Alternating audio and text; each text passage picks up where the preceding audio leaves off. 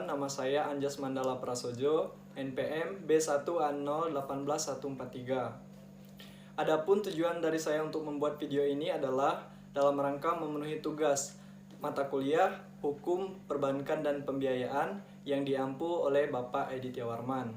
Dalam kesempatan kali ini, saya akan membahas mengenai anjak piutang. Untuk mengetahui lebih luas mengenai anjak piutang, ada baiknya kita mengetahui terlebih dahulu pengertian dari anjak piutang. Anjak piutang dalam bahasa Inggris disebut sebagai factoring. Anjak piutang merupakan istilah yang berasal dari gabungan kata anjak, yang artinya pindah atau alih, dan piutang yang berarti tagihan sejumlah uang. Berdasarkan arti kata tersebut, secara sederhana anjak piutang berarti pengalihan piutang dari pemiliknya kepada pihak lain. Selanjutnya mengenai sejarah anjak piutang. Kegiatan anjak piutang sudah dikenal sejak 2000 tahun yang lalu dan pertama kali dipraktekkan di Mesopotamia. Tetapi pada saat itu kegiatan-kegiatan anjak piutang dilakukan dengan cara yang sederhana, yaitu pihak faktor biasanya bertindak sebagai agen penjualan, yang juga sekaligus berperan sebagai pemberi perlindungan kredit. Pada akhir abad ke-19, perusahaan-perusahaan anjak piutang meninggalkan profesi sebagai agen dan mengkonsentrasikannya kegiatan pada pengelolaan kredit bagi klien yang meliputi menjaminan kredit, menagih, dan menyediakan dana. Bentuk inilah yang menjadi embrio bisnis anjak piutang modern. Kegiatan anjak piutang pada dasarnya merupakan bidang usaha yang relatif baru di Indonesia. Eksistensi kelembagaan anjak piutang dimulai sejak ditetapkan Paket Kebijaksanaan 20 Desember 1988 atau Pakdes 20 1998 yang diatur dengan Keputusan Presiden nomor 61 tahun 1988 dan Keputusan Menteri Keuangan nomor 172/KMK.06/2002. Pengenalan usaha anjak piutang ditunjukkan untuk memperoleh sumber pembiayaan alternatif di luar sektor perbankan. Setelah memahami sejarah dari anjak piutang, selanjutnya kita akan mengetahui apa saja manfaat dari anjak piutang. Dengan adanya perusahaan faktoring yang melakukan kegiatan pembiayaan serta pengurusan piutang atau tagihan jangka pendek dari transaksi perdagangan dalam atau luar negeri semakin memberikan kemudahan dan efisiensi kinerja perusahaan-perusahaan yang bersangkutan.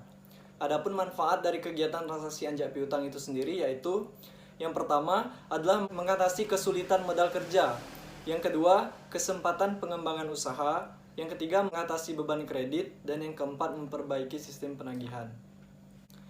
Selanjutnya yang akan kita bahas adalah pihak yang terkait, yaitu siapa saja yang terkait dalam anjak piutang. Yang pertama ada faktor atau perusahaan anjak piutang, pihak yang memberikan jasa anjak piutang kepada klien. Yang kedua klien atau supplier, yaitu pihak yang menerima jasa anjak piutang dan menjual barang dan atau jasa secara kredit kepada pelanggan customer. Yang ketiga adalah customer atau nasabah, yaitu pihak yang membeli barang atau jasa dari klien dan mempunyai kewajiban berupa hutang jangka pendek kepada klien. Setelah mengetahui siapa saja pihak yang terkait dalam anjak piutang, maka selanjutnya kita akan membahas mengenai kewajiban dari para pihak. Yang pertama, kewajiban pihak faktor. Yang pertama yaitu memberikan jasa berupa pembiayaan atau financing service berupa pembayaran di muka atau advance payment antara 60% sampai dengan 80% dari nilai faktur atau pada saat piutang jatuh tempo.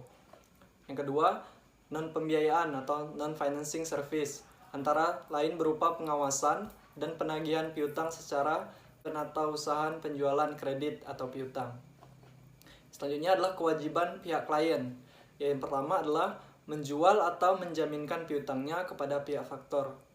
Yang kedua, memberikan balas jasa finansial kepada pihak faktor berupa service charge. Baik, selanjutnya kita membahas mengenai jenis anjak piutang. Yang pertama, atas dasar jasa-jasa yang diberikan oleh faktor, anjak piutang dapat dibedakan menjadi A. Full service factoring, atau anjak piutang jenis ini memberikan jasa secara menyeluruh, baik jasa pembiayaan maupun non-pembiayaan. Yang kedua, bulk factoring. Anjak piutang jenis ini memberikan jasa pembiayaan dan pemberitahuan saat jatuh tempo pada nasabah, tanpa memberikan jasa lain seperti proteksi risiko piutang, administrasi penjualan, dan penagihan. Selanjutnya yang ketiga, maturity factoring. Anjak piutang jenis ini memberikan jasa proteksi risiko piutang, administrasi penjualan secara menyeluruh, dan penagihan. Proteksi risiko atas piutang diberikan oleh faktor tanpa melakukan pembiayaan atau pemberian uang muka atas pelunasan piutang. Pembelian oleh faktor dilakukan pada tanggal tertentu, yang biasanya ditentukan atas dasar rata-rata jangka waktu jatuh tempo dari piutang yang diberikan kepada klien. Sebagai contoh, apabila rata-rata jangka waktu jatuh tempo dari piutang adalah 30 hari, maka faktor pada hari ke-30 atau setiap 30 hari membeli 100% dari faktur-faktur bunga bagi klien. Kewajiban klien kepada faktor hanyalah fee atau jasa, proteksi risiko piutang, administrasi, penjualan secara menyeluruh, dan penagihannya diberikan oleh faktor. Dan yang keempat, invoice discounting.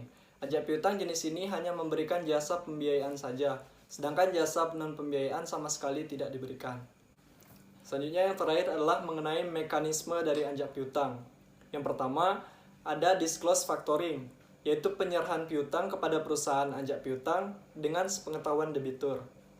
Yang kedua, ada undisclosed factoring, yaitu penyerahan piutang kepada perusahaan anjak piutang tanpa sepengetahuan debitur atau notifikasi secara customer. Selanjutnya ada with dan without resource. With resource, yaitu bila debitur tidak mampu melunasi kewajibannya, risiko kredit menjadi tanggung jawab pihak kreditur dan pihak anjak piutang mengembalikan tanggung jawab penagihannya. Without resource, bila semua risiko yang tidak terbayar dalam suatu penagihan piutang menjadi tanggung jawab pihak anjak piutang sepenuhnya dan bukan tanggung jawab kreditur.